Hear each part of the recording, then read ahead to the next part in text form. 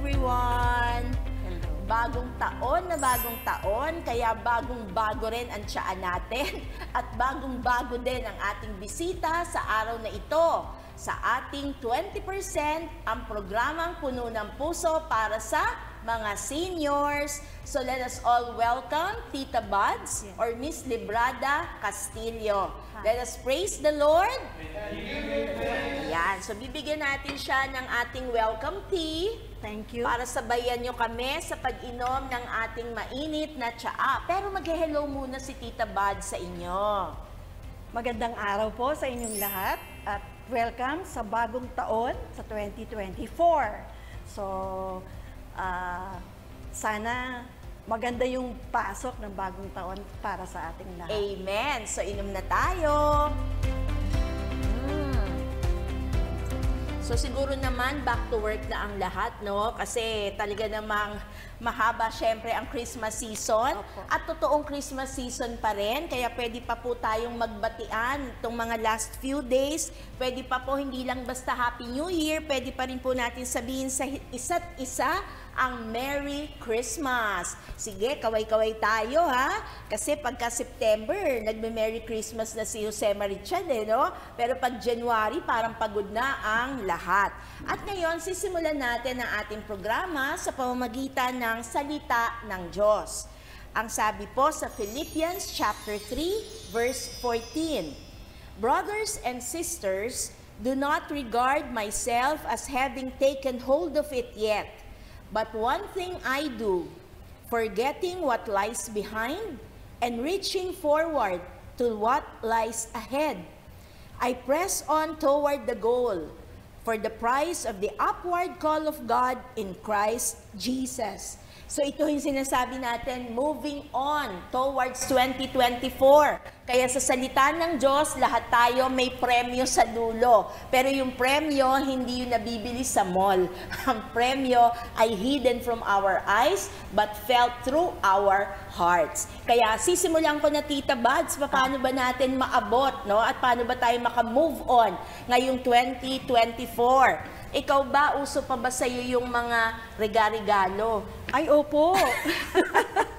Pero sa mga seniors, laging ang advice ko, yung gagamitin, yung hindi itatago.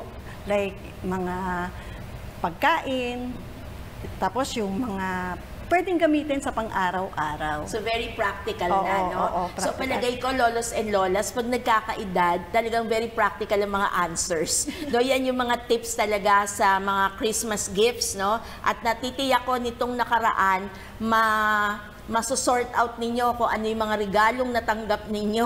Kaya nga yung kung pagkain man, siguro mas mabilis no, nako-consume. Opo. Pero paggamit po kasi, parang either itatago o hindi na mapapansin. At ang pinakamalala, hindi na maaalala. Siguro ang pinakamagandang tanong ngayon, Tita Buds, normally, ano ba yung mga tradisyon ninyo ng Pasko at Bagong Taon? Kasi bawat pamilyang Pilipino, iba-iba ang drama niyan, di ba? Sa inyong pamilya, simulan natin nung bata ka, ano yung mga tradisyon niyo sa family? Basic na doon yung pagsasama-sama ng pamilya, yung pag-uwi ng mga nasa malayo, magsasama-sama. At ang vivid sa aking memory ay yung pagkain ng yung mga pagkain, yung native food na ipiniprepare ng bawat pamilya. At ang isang napakagandang experience ko sa amin sa Quezon, yung the whole community prepares ang mga handa. So hindi lang pamilya? Hindi lang pamilya. Saan po ba sa Quezon? Ang Sa mga Sariaya kami. Castillo ba? Del Carmen. Carmen. Tapos yung nasa bukid kami. Tapos ang isa sa malaking ginagawa ay yung kalamay. Familiar ka ba doon? Opo. Yan ba yung brown? Oo, na yan yung sticky? brown. Oo, masarap tapos, yan. Talagang ano yan, pang-buong barangay ang ginagawa. At talaga? Pamilya kung dumating, tapos nandun yung bayanihan. Wow. Oo. So, ibig yung sabihin, Christmas Day to nangyayari? Hindi. 3 days before Christmas. Tapos, sa Christmas Day, yun, yung mga pinrepair, yun yung pinagsasaluhan. Tapos, ang mga bata, iniisa-isa yung mga bahay-bahay, na namamasko, binibigyan ng pera, saka pinakakain. Alam mo, yung buong community namin, isang buong pamilya. Oo nga, habang pinakikinggan ko, hindi kanya-kanyang selebrasyon, kundi isang buong komunidad talaga, isang pamayanan. So talagang pagkain nga ang pinaka-safe na iregalo sa isa't isa, no? Kasi kung item yan, buong barangay ang bibigyan mo. Maski hanggang ngayon, buhay na buhay pa rin yan yung pagbibigay ng mga regalo ng pagkain sa mga bahay-bahay. Kung ano yung meron ka, yun ang ibibigay mo sa kapitbahay mo. Ganon. So masaya ang Pasko. Ay, oo. So ibig sabihin, yung mga nasa malayo, uuwi at uuwi dyan sa Sariaya kasi talagang naging tradisyon na ng buong community. How about New Year? Meron din ba kayong tradisyon? Ang New Year, basta sama-sama rin lang ang pamilya, ganon. Tapos nagdadasal, ganyan. Tapos konting, hindi kami masyado sa mga paputok Pagkain din ang sentro.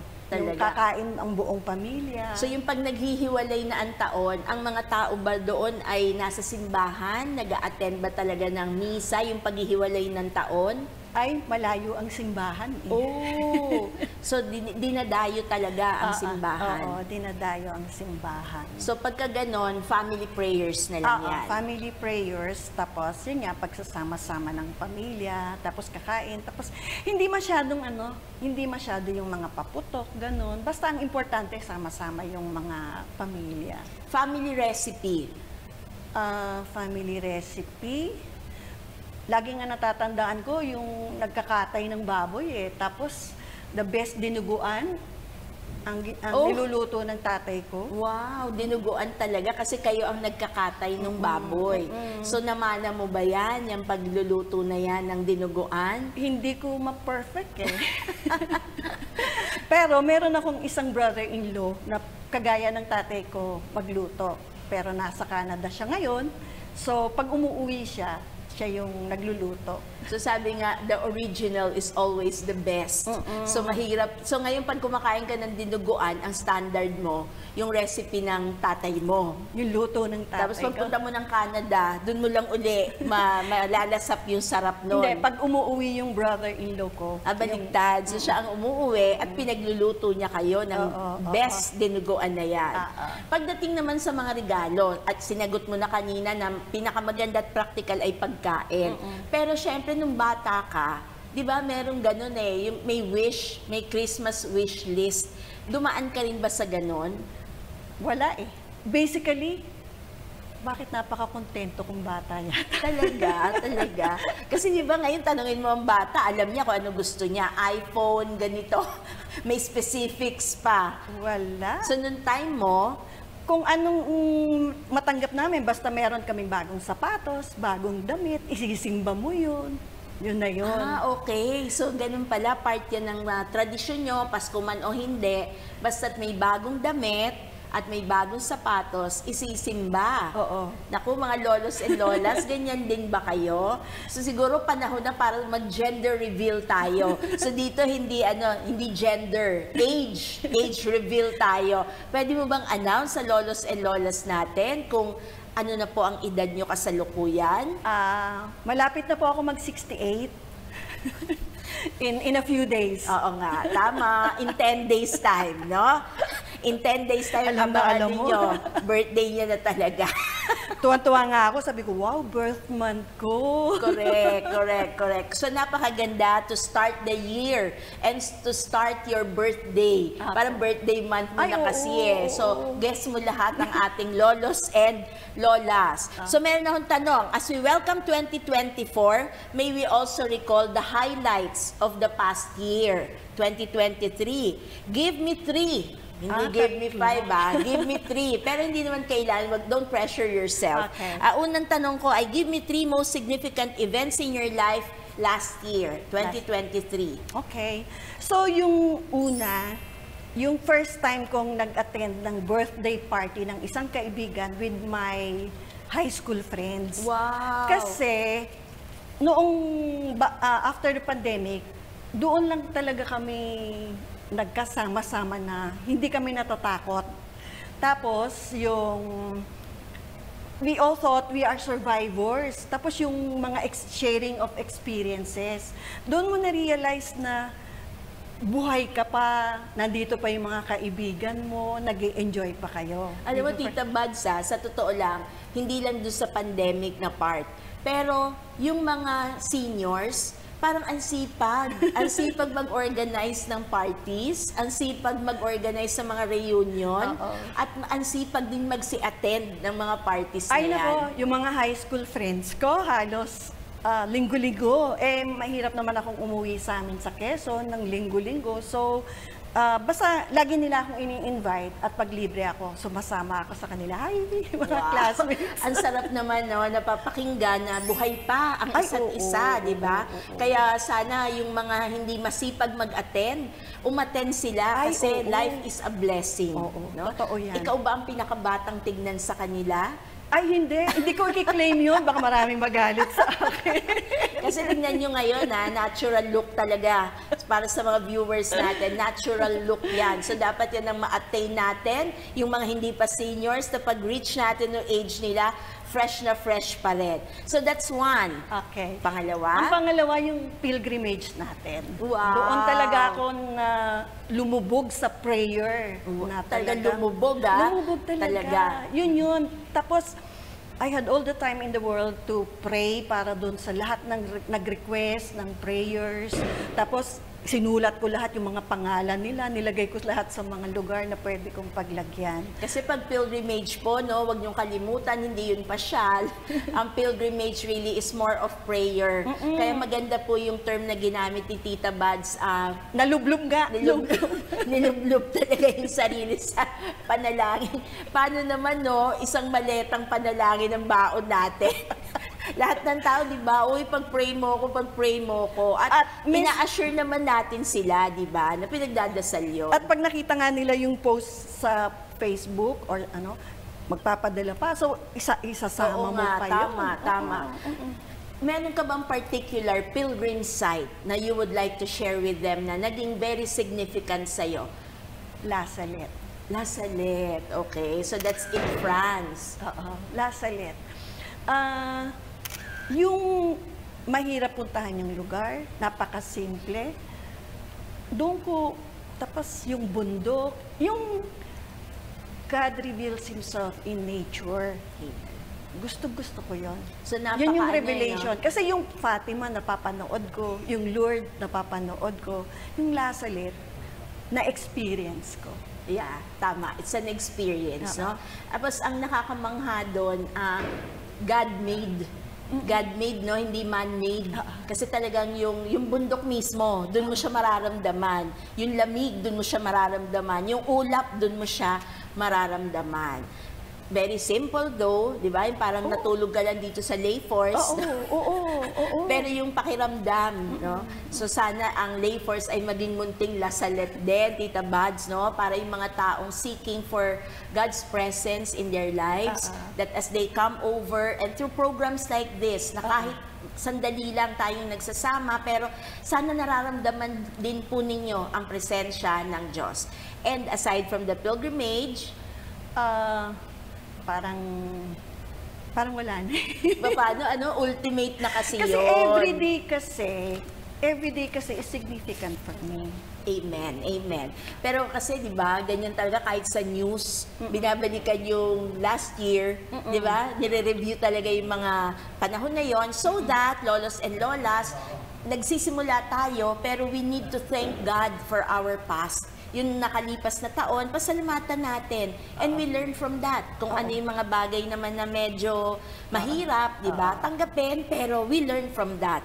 So, hindi ako maubusan ng give me 3. Meron po akong iba pang 3. Give me 3 significant persons in your life. Na siguro for last year lang, no? Kasi syempre, dami na yan. Kung 68 years yan.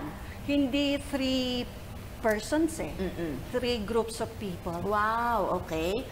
Siyempre, set aside ko na yung mga pari at madre. Given na yon eh. Yes. Ang isa, yung mga kaibigan ko na nag-aalaga ng kanilang mga aging parents, saka yung mga nanay na may special needs children. Wow. Okay. Very inspiring sa akin yan. At kasama na dyan ang anak ko. Okay. Pag-usapan natin yan. Tapos, ang isa is, yung lahat ng klase ng volunteers, whether volunteers sa church, volunteers sa ibang bagay, kasi yung regular job, mahirap na eh. Pag mag-volunteer ka pa, parang yun yung sabi ni Jesus dun sa isang young man, sell everything that you have and give it to the poor. Parang you're selling yung time mo eh. Yung time mo, ginamit mo para sa hindi para sa pagkita ng pera, para sa sarili mo. So, Tita Buds, 3 set of people yan. 3 groups. Pero ika-classify mo into 1 lang eh. Parang yung different groups na yon falls under 1. Ano yon? Mga taong nagbibigay ng sarili. Oo. Tama ba ako? Hindi, yung pare, ano na yon? Given na. Yung pangatlo, yung mga maliliit na tao na nagtatrabaho sa kalye. Alam mo, nung pandemic, sobra ko silang na-appreciate. Yung mga nagtitinda sa kariton, yung survival nila, yung mga kwento nila, kung paano sila nagsikap na magtrabaho para sa pamilya. Yung hinahabol sila ng pulis pagka nagtitinda sila ng isda. So yan, no, Tita Buds, ano yan for survival, no? Oo. Talagang kakayod sila. Heroes. Pero na-appreciate natin sila nung pandemya. Kasi parang yon hindi na lang dahil bumibili tayo, kundi tayo ngayon ang may kailangan sa kanila. Kasi hindi ka makalabas, hindi ka man laging online delivery. Ang tagal bago natin natutunan yun, sa totoo lang. Pero yung time na yun, sabi mo nga, doon na-appreciate yung presence nila, no? Na life is easier with them around. Na imbis pupunta ka pa, sila araw-araw yan, di ba? Magkakariton talaga. Hanggang ngayon, May suki ka ba? marami. Marami. Anong mga items yan? Gulay, prutas, madalas gulay at saka prutas. Tapos, natutuwa ako doon sa nagtitinda ng asin na may dala siyang yung tahong. Sabi ko, kuya, lagyan mo na rin ng bigas para kumpleto na yung dalaw. Oo nga, no? Yung mga ganun. Tapos, na. ang sarap makipagkwentuhan sa So, naging kanila. kaibigan mo na rin Ay, sila? oo. Talagang, paglalapit na sila doon sa bahay ko, talaga sumisigaw sila. Sumisigaw na talaga sila. Meron bang araw na hindi mo kailangan bumili pero napapabili ka Ay, na rin? oo, kailangan bibili ka. Tapos yun, nakakatuwa, oo. Gustong-gusto ko yun. So, ang natatandaan ko ng Tita Buds na nabubuhay pa yung mami ko, pag may dadaan sa kalye namin, hindi yan may mga nagkakariton. Alam mo yung mga nagbubuhat ho ng papag? Yung ganon, bit nila, tapos maglalakad. Tapos alam mo, makikita ko yung mami ko tataas yung kamay, pinipray over. Sabi ko, mother, anong ginagawa mo dyan sa bintana? Kasi yung mama na yan, nakita ko yan kahapon eh. Ngayon naglakad siya, baka hindi pa niya nabibenta yung papag. Sabi ko, mother, naaawa ka, bilhin mo na lang kaya yung papag.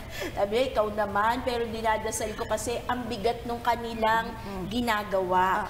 Sa panalangin man lang makatulong siya. Kasi kung hindi, 100 papag na nabili niya, di ba? At saka wag mo silang tatawagin para mag-usyoso lang. May oras sila. Yes, tama. Tatawag ka lang pag bibili ka. Tama. Kasi, or kahit hindi mo kailangan, bumili ka. So, wag kang tawad ng tawad, tapos hindi ka bibili. Oo. Naku, nakaranas ako dyan. Yung isa kong kaibigan, sobrang, panlalait ang ginawa sa akin. Kasi hindi ko naman naalala. Kasi nga, parang tumawad ako. Tapos, wala, bagong gising ako eh.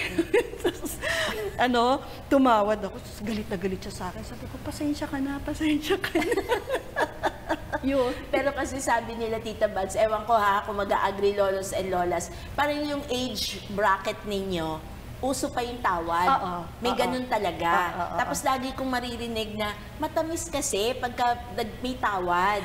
At saka meron namang meron naman talagang pwede kang humingi ng discount. Tama. Maging discerning ka rin. Kanino ka ba hihingi ng discount, kanino hindi pwede. Lambing yun Lambing, yun. That's the term, no? Yung tawad na yun, hindi para mang isa. Kung Oo. hindi, lambing lang naman talaga. Na sa totoo lang, magkano lang din naman yung i-discount, di ba? Pero matamis pa rin na may, sabi nga, lambing. Ayan. So, pwede ba, from that, balikan natin yung dalawang groups pa na talaga naging significant sa'yo, yung sabi mo, special needs. Ayan, paano ba yan? Ang mga lolos and lolas natin, I'm sure meron din silang ganyang experience eh. At they call them blessings. Ay, totoo. Ayan, sige po. Mababago ang buhay mo at ano yan, parang magnet na nagkakaisa kayo to support a child na special needs. So pagka po ganyan, na dumating yung blessing na bata sa buhay ninyo, of course, number one, there is difficulty. No, that's the reality. It's very difficult. Pero sabi mo nga, hindi yung difficulty ang sinabi mo, it bonded you. Yes. Yun ang nag-bind sa inyo to be a stronger family. So ilang taon po yung inyong blessing? Birthday lang niya ng 5 taon. Wow, 5 years old. Ito nga, ito nakaraan, naku, ginawa ko siya ng costumes, yung United Nations, El Salvador, tapos ginawa ko siya ng yung Mirabel, yung Encanto. Wow. Yun, masaya yun. Yung mga apo ko, ginagawa ko sila ng mga costumes kasi nag-aral ako ng pananahe. Wow, talaga naman jack of all trades. Ay, totoo ka dyan. Alam niyo, isa siyang guro, pero at the same time, estudyante. Kasi aral ng aral, no? Totoo. Walang tigil. Totoo. Lalo na syempre, yung Bible class niya. Yung Bible study, yun ang hindi mawala sa kanya. Kahit na senior na po, patuloy pa rin ang pagba-Bible study, di ba? Sabi ko nga, hindi na ako tumigil. Pero kasi, yung learning kasi talagang may evolution. Kasi habang nag-i-edad ka, naiiba yung interpretation mo. Ay, maganda yan Sige, address mo po ang lolos and lolas natin regarding that disposition to learn more. Ang daming avenues para huwag kang mainip, huwag kang mabagot. Learn a craft. Yung mga natutuhan mo dati sa school, tingnan mo kung ano yung nakahiligan mo. Tapos yun nga, sa Bible, magbasa ka. Ako ang tekniko sa pagbabasa ng Bible, kaya ako nakakabasa. Magsisimula ako sa simula, tapos laging yung halimbawa, chapter, titigil ako sa chapter hanggang yung parang busog na ako. Okay. Tapos ima-mark ko yun, tapos ganon. Yun, hiwalay pa yun sa Gospel for the Day na pinapakinggan ko sa pag nagsimba ko or nag-online mass ako. So, Tita Bads, maganda yan kasi ang lolos and lolas natin, meron ng mga Bible diary So, ready na yon, di ba? So, hindi lang po pala yon, basic lang yon. Alam ko, ginagawa nyo na, sumasagot kayo dyan, Tama. Pero ngayon, let's learn from Tita Bads. Aside from that, automatic na yan, yung first reading, responsorial psalm, and gospel for the day. Lalo na kung nanonood kayo dito sa TV Maria, sa kanilang FB page, no? Araw-araw meron yung first things first ni Bishop Pabilio, di ba? Pero ito yung sinasabing another technique ni Tita Bad. Simulan natin ngayon, 2024. Paano po pipiliin kung anong chapter sila, anong book magsisimulang basahin? Naku, magsimula ka sa Genesis, lahat ng passages sa Bible relevant sa buhay natin. So maganda kahit na alam niyo na yung kwento ng creation. Kasi pag nagsisimula itong mga lolos and lolas, alam ko na yan Pero magugulat sila, di ba? Merong second story of creation. Kaya buksan ninyo. So simulan po nila ngayon, January ngayon.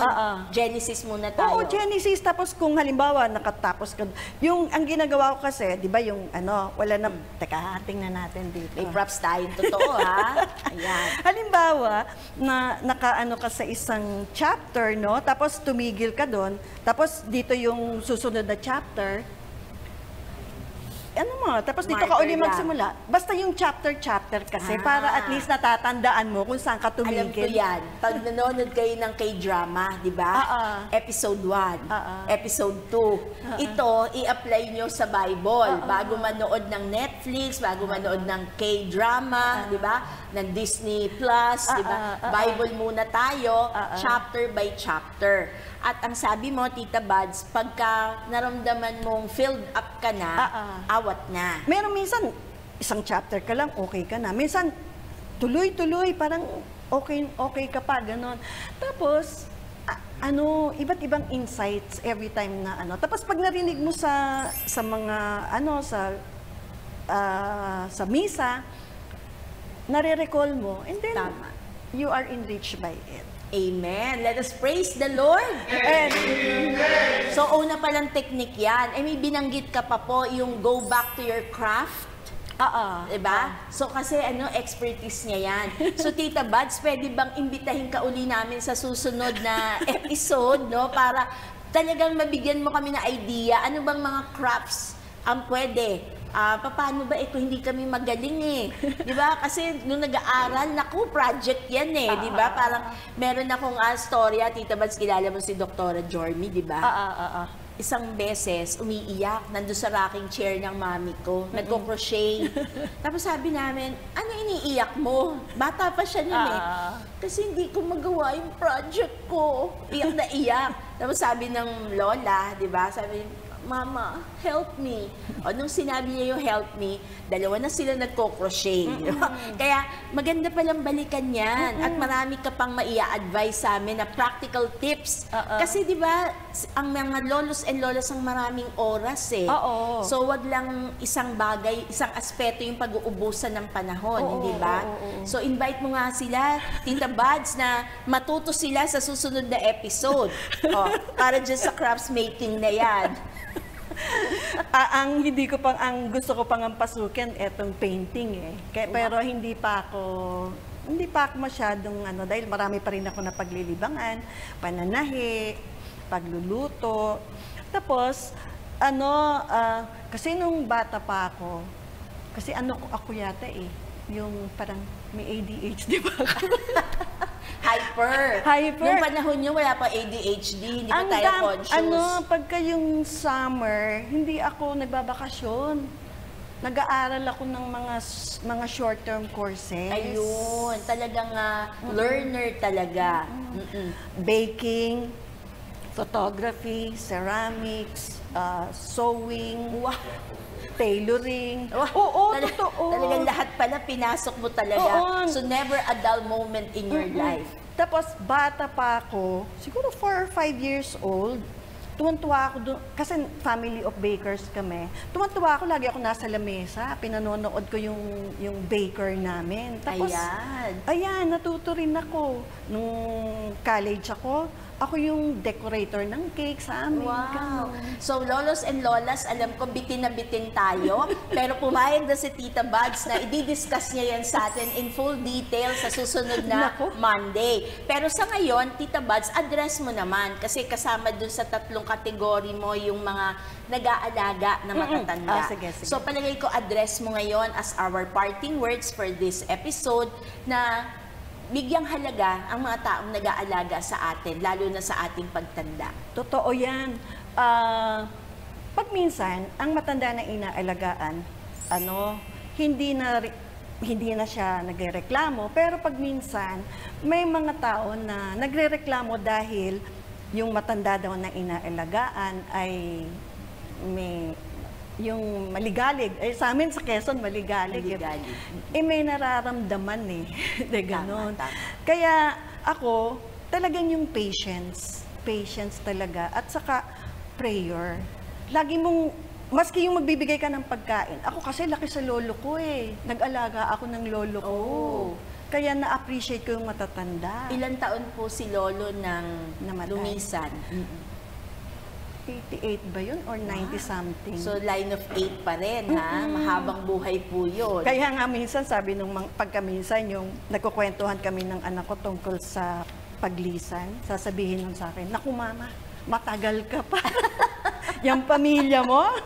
Oo nga, parang mahaba po ang buhay ng mga Del Carmen. Opo, mahaba po talaga ang buhay. Mahaba po. At saka, talagang fulfilled life ang nakita ko. Kasi yung involvement sa community, ganon. Ayan. So, inspired ho tayo dito sa Buena Mano ng taon, 2024, moving onwards, no? Hindi lang basta moving forward, kundi moving onwards. Ibig sabihin, tuloy-tuloy ho.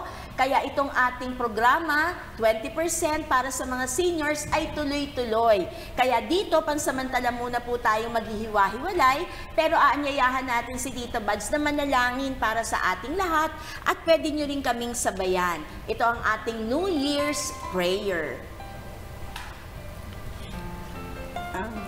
Father. In the name of the Father, and of the Son, and of the Holy Spirit. Amen. Let us serve all who are in need, regardless of race, color, or creed.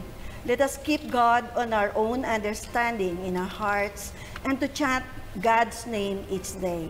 Let us lead the world from darkness to light, from falsehood to truth, and from wrong to right.